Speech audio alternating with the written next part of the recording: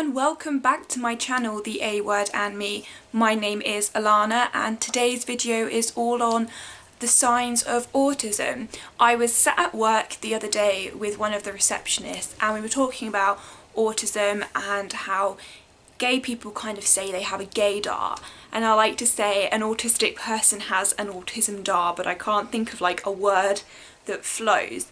And she asked me what the kind of signs of autism were, and it prompted me to make a video on it. I've kind of touched on it a bit before in one of my previous videos, but I thought I'm going to dedicate an entire video to it. In the video I'm going to mainly talk about kind of adults and older teens to mid-teens, what kind of signs they'd be showing, because that's something I'm a lot more aware of than with children. I also went on the NHS website to look at signs of autism in adults, and they were like pretty spot on. I was like pretty happy with that, and I've kind of added some of my own examples and points and just gonna develop them and things like that. So I hope you enjoy and that you find this video useful to kind of understand more about autism and sort of maybe like how to spot it more, if that makes sense, because something that's kind of been bothering me at the moment is how people treat people who are kind of showing signs of autism, whether they're autistic or not, and if they are and people don't know about it, they're being very judgmental, criticising people.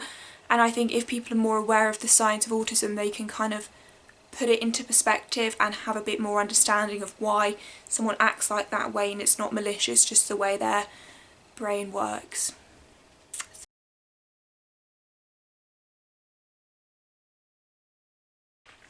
So one of the first signs of autism, and I think a very prominent one for me, is a love of routine.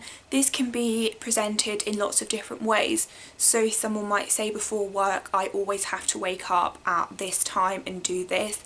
It might be that their evening routine is very set, that they kind of do the same things like that.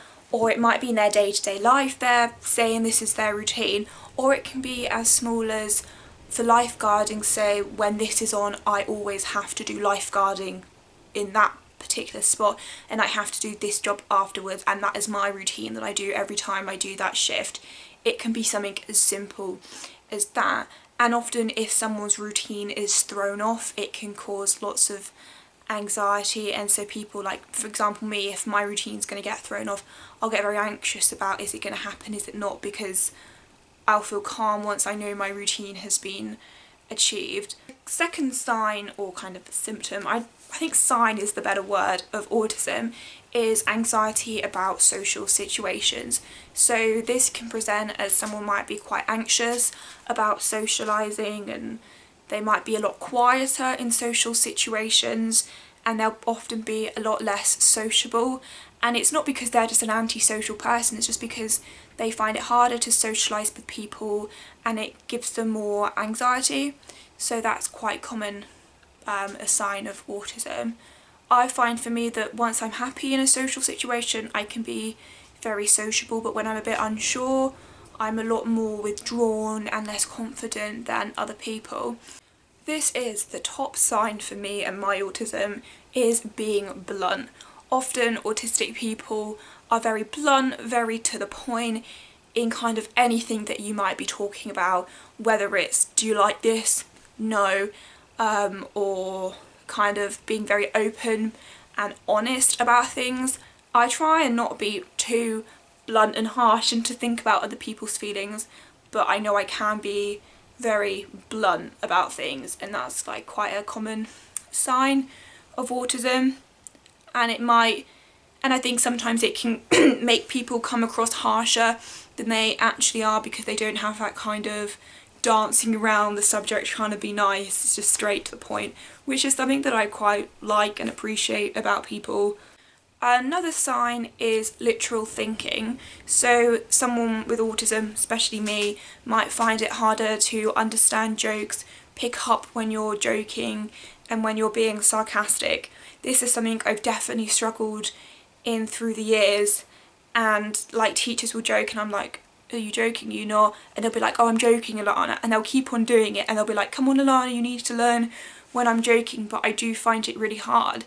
But on the flip side, when I do make a joke myself and I am sarcastic, a lot of people don't understand, because I know autistic people, I think I do it a bit, kind of talk very monotone and don't really have that facial expressions that like other people have. That's what I've read in my like notes anyway, so it makes it harder for me to show signs that I'm being funny and sarcastic.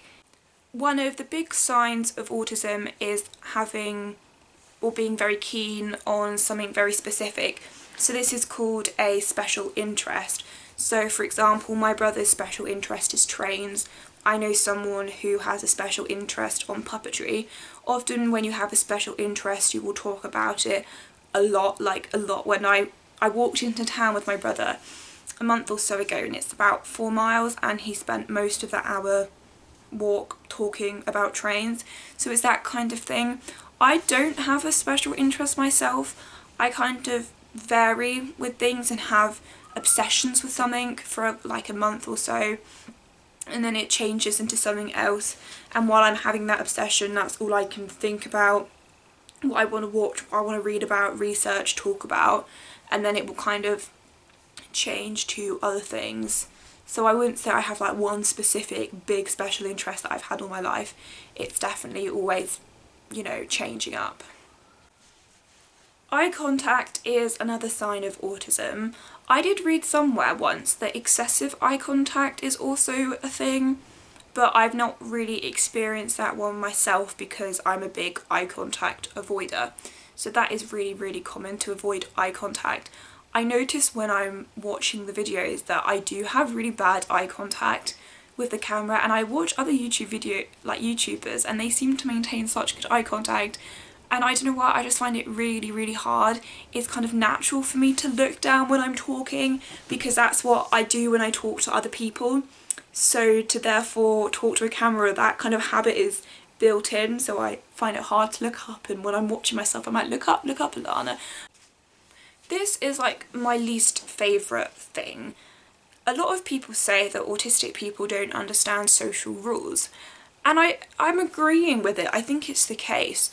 But what angers me is social rules, like things you can and can't talk about, like what's appropriate to say or not. And I think if we scrapped some of these social rules, there would be less stigma about certain things, like, I don't know, poo. As an autistic person, I'm probably more comfortable to talk about poo than other people are, and my mum will sometimes be like, don't talk about that, don't talk about that.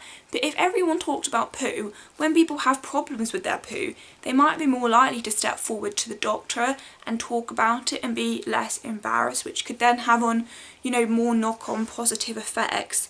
But it is definitely true that autistic people don't get the social rules that and norms that society have created us to follow. And I don't really care. I just think in my way. I'm me, and this is how I think. Why should I have to conform to other people's world of rules? You know, why can't they conform to mine? Because I'm a minority, that's not the case. But yeah, if someone kind of says things that are like, oh, maybe you think, oh, I wouldn't say that myself, or that's a bit too much detail, like things like that, that can often be a sign. If it's like small things that keep on happening, that might be a sign. I think it's important to remember that autism is, as they say, a spectrum, and you can be anywhere along the spectrum, and to be autistic you just have to tick enough boxes. So it's really common that a lot of people have a number of the signs and symptoms of autism, but probably not enough to be autistic. Like, this list isn't just exclusive for autistic people. A lot of these things non-autistic people have, but it just so happens that autistic people tick enough of the boxes. So if you see someone and they're like, oh, they don't follow social rules, or they don't make eye contact, it doesn't mean that they're autistic at all. It just means they have some signs. But it's when you kind of have a good chunk of these, you can kind of tell. So yeah, I hope that's helpful. And if this is something that you've been wondering about, then it's kind of explained to you with examples so you can kind of understand autism more. I hope you all have a fantastic week and that you've enjoyed the video, and enjoy your last week of summer for most people starting school next week. But goodbye.